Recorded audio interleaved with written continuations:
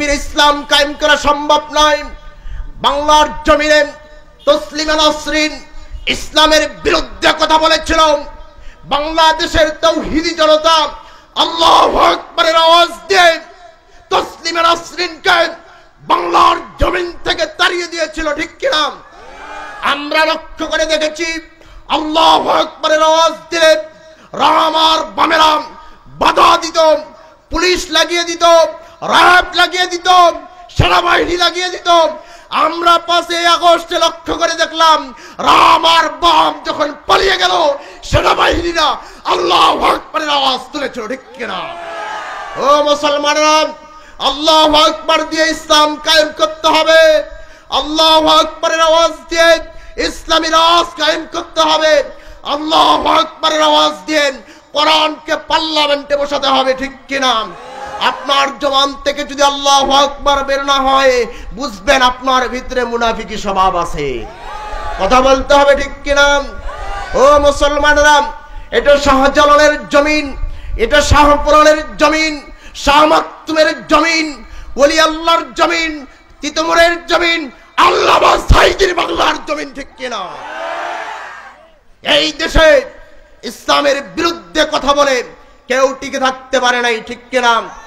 আগামীতেও কেউ যদি ইসলামের বিরুদ্ধে কথা বলে, কোরআনের বিরুদ্ধে কথা বলে, আমার নবীর বিরুদ্ধে কথা বলে, বর্তমান প্রধান উপদেশের কাছে অনুরোধের সাথে বলতে চাই, তারা যদি কথা বলে তাদের জিহ্বা কেটে কুকুরকে খাওয়ানো হবে বাইতুল মুকাররমের সামনে, ঠিক কিনা?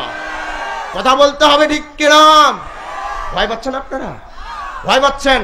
পিছনের লোক কথা বলে না, ওরা কয় কখন বা কি হয়।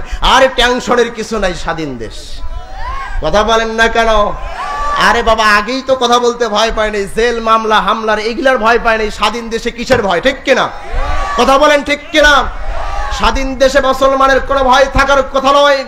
ভয় তো পাবে তারা ইসলামের বিরুদ্ধে গোপনে রাতে রাতে যারা বেড়ায়া ইসলামের বিরুদ্ধে ষড়যন্ত্র করে যারা, ঠিক কিনা? আমরা তো বীরের জাত, খালিদ বিন ওলীদের জাত, আমরা তো ওমরের জাত।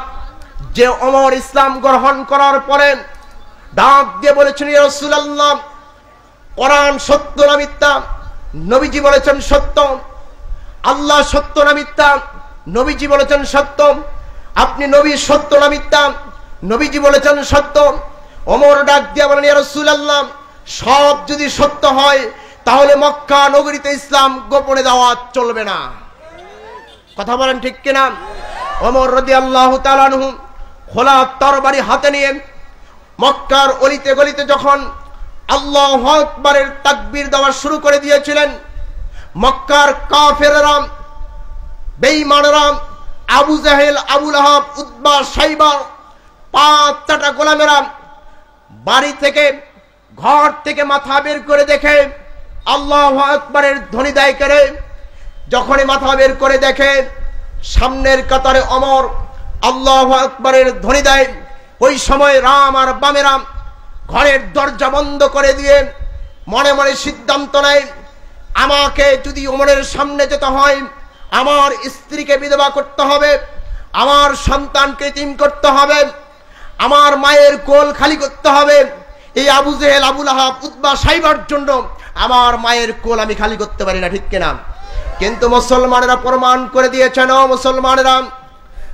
মুসলমানেরা প্রমাণ করে দিয়েছেন যে এই দেশে ইসলামী রাজ কায়েমের জন্য যদি মুসলমানদেরকে স্ত্রীকে বিধবা করতে হয়, সন্তানকে এতিম করতে হয়, প্রয়োজন হলে মায়ের কোল যদি খালি করতে হয়, ও মুসলমানেরা কারা কারা রাজি আছো? দিয়াত্রে আল্লাহকে দেখাও।